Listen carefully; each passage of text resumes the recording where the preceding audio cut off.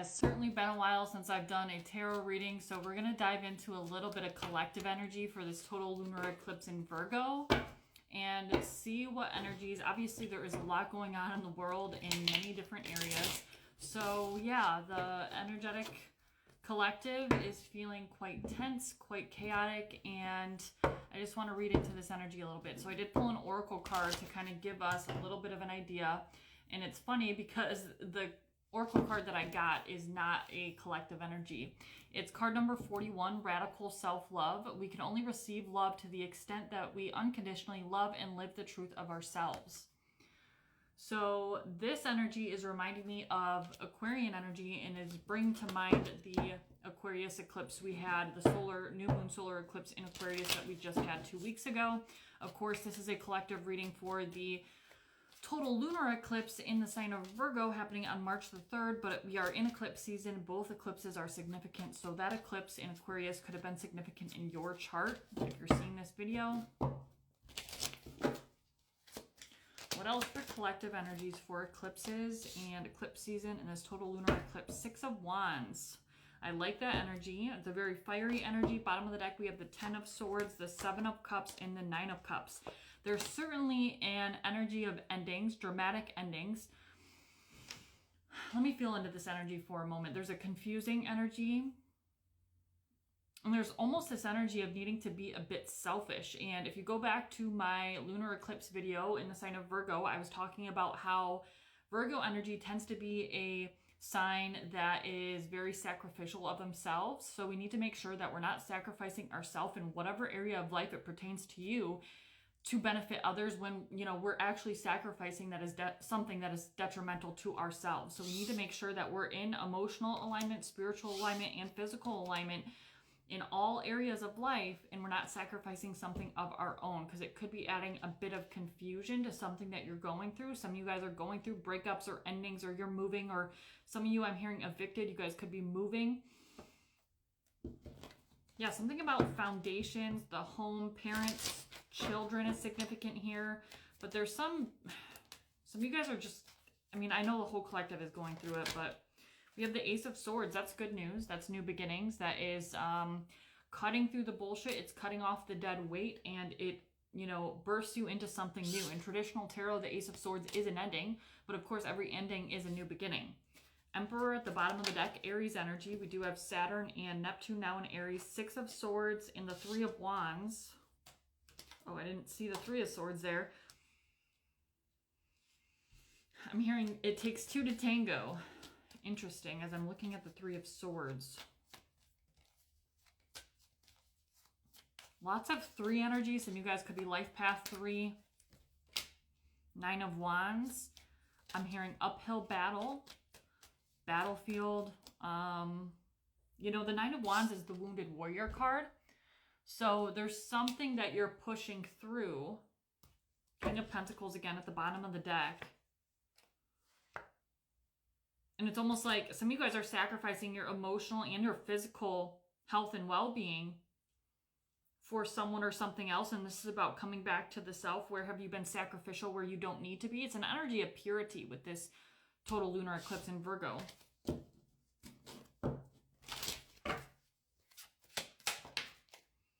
King of Cups energy. Also making sure that you're not getting emotionally attached to the happenings of the world or what's going on around you, even if it's just other people, maybe at work or your, you know, whatever the case may be for you in your business, at home.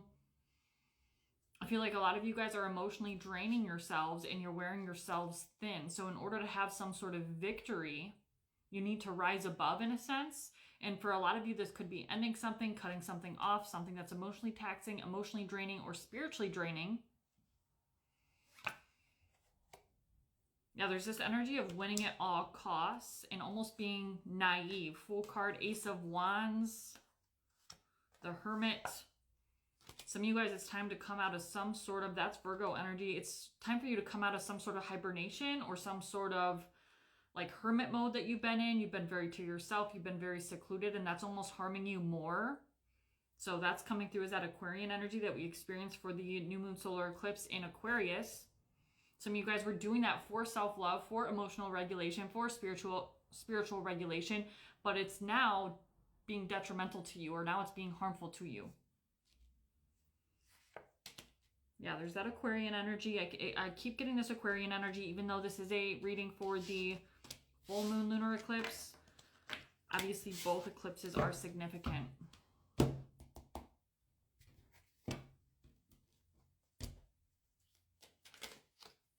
Okay, that Six of Wands is coming out again with the Strength card. Leo energy, Eight of Wands.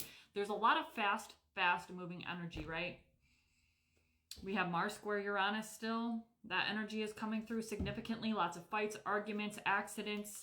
Just be careful. There's that Aquarian energy at the bottom of the deck with the Star card, Three of Cups again, Ten of Wands. Something is heavy. Something at the root, something at the foundation. Now, this could be broadly speaking, or, you know, if it pertains to your personal life, but on a global scale, this could be, you know, the homeland. Something about your homeland being significantly affected by the happenings in the world right now. The Emperor, that's some sort of leader, right? The Justice card, Libran energy. Something about the equinox could have been significant. And I did mention in my last video, we had a eclipse around the equinox, the fall equinox last year. And it was at 29 degrees of Virgo. So this is the third Virgo eclipse while the nodes have been in Pisces Virgo. Something seems chaotic right now, but it's meant to bring something back into harmony and balance. So I know that there's a lot going on. Everybody seems to be absorbing it emotionally and spiritually. So those of you that are empaths, or you can feel energy of others, or you can feel the energy of the world, or you're psychically in tune with those types of things, you need to double up on your spiritual hygiene, your protection, your, you know, and that doesn't necessarily mean isolating, right? It's surrounding yourselves with people that are like-minded, people that are good for your energy, people that are good for your emotional state, people that are in line with your spiritual values. That King of Pentacles keeps coming out too. Something about stability, the economy. Yeah, the economy up and down with the Two of Pentacles, King of Pentacles, Seven of Pentacles.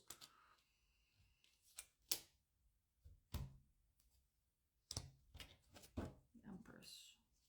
Six of Cups. Interesting. I'm hearing something about recession.